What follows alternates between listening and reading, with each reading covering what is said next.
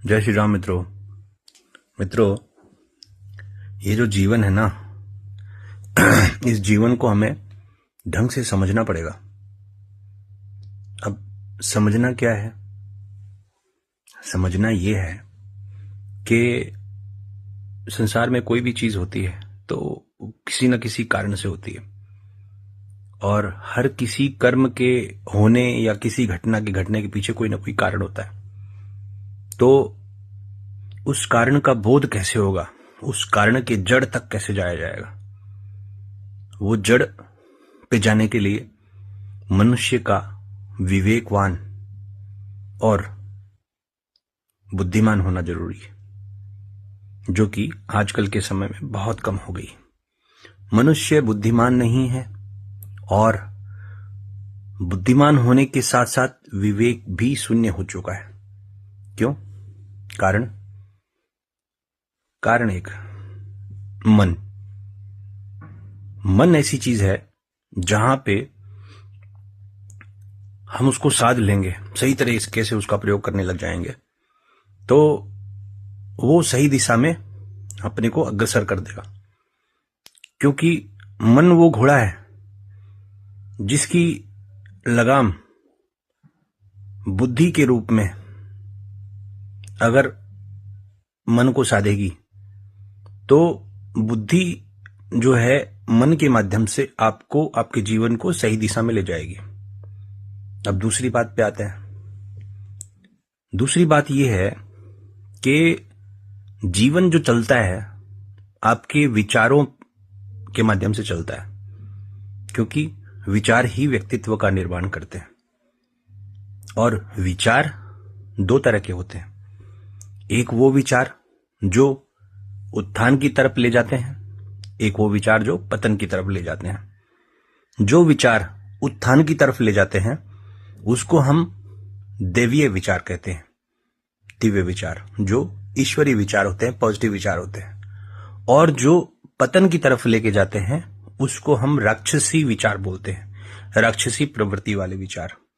तो जो इस संसार के अंदर जितनी भी चीजें हो रही हैं वही दो विचारधारा की लड़ाई है, जहां पे दैवीय विचार राक्षसी विचारों से लड़ रही हैं। कभी दिव्य विचार जो होते हैं, ईश्वर के रूपी जो विचार हैं, जो ईश्वर से कनेक्टेड विचार हैं, धर्म का पालन करना, कभी वो ऊपर होता है, कभी राक्षसी विचारधारा ऊपर होती है। देवी विचारधारा क्या? सबको, सबकी भावनाओं का ख्याल रखना। सबको सुखी तो नहीं रख सकते, लेकिन ऐसे कर्म करना कि हमारे कर्म दूसरे के दुख का कारण न बने। किसी भी तरह के नशे, किसी भी तरह की गलत कर्म से दूर रहना। तो ये सारी चीजें कैसे होगा? मन को नियंत्रण में लाके, मन को सही दिशा में साध के, तो हम दिव्य विचारधारा का अनुसरण करने लग जाएंगे। लेकिन इसी के विरोध में, जस्ट अपोजिट में, राक्षसी विचारधारा है, जहां पे उन विचारधाराओं का विरोध होता है जहां पे सर्वे भवन्तु सुखिनः के विचारधारा से कार्य किया जाता है ना। तो वो राक्षसी विचारधारा कभी नहीं, ये नहीं चाहेगी कि ये दिव्य विचारधारा जो सात्विक विचारधारा है वो ऊपर बढ़े, इसलिए वो गलत काम करवाएगी आपसे। कैसे? नशे का दबा के प्रचार, शराब की दुकानें दबादब खुली चली जा रही हैं, उल्टे सीधे व्यवचार बढ़ते चले जा रहे हैं, नशे के अंदर गलत कर्म हो रहे हैं। तो ये सारी जो है ना, ये राक्षसी प्रवृत्तियां हैं जो आपको अंधकार की तरफ डाल रही हैं। इससे सबसे निकलना कैसे है, वही आत्मज्ञान आपको बताएगा। तो ये जो दो विचारधारा हैं, अगर आप सात्विक विचारधारा के हैं तो जीवन में उत्थान तो निश्चित है, कोई रोक नहीं सकता। लेकिन जब तामसिक विचारधारा वाले हैं, नेगेटिव विचारधारा वाले हैं, तो पतन निश्चित है। लेकिन इस पतन से बाहर निकलने के लिए आत्मज्ञान बहुत आवश्यक है। वो आत्मज्ञान क्या कहता है? आत्मज्ञान कहता ये है कि मैं इस शरीर में हूं, ये शरीर मैं नहीं हूं, पहली बात। और आत्मज्ञान के 5 आधार हमने पहले भी वीडियोस में बना के बताए थे। क्या? इंद्रियां, मन, बुद्धि, आत्मा, शरीर, है ना। शरीर तो पंच तत्वों का बना है, वो तो यही रह जाएगा, जलने के बाद में खत्म हो जाएगा। लेकिन आत्मा परमात्मा में विलीन हो भी सकती है या दूसरे किसी शरीर में भी जन्म ले सकती है।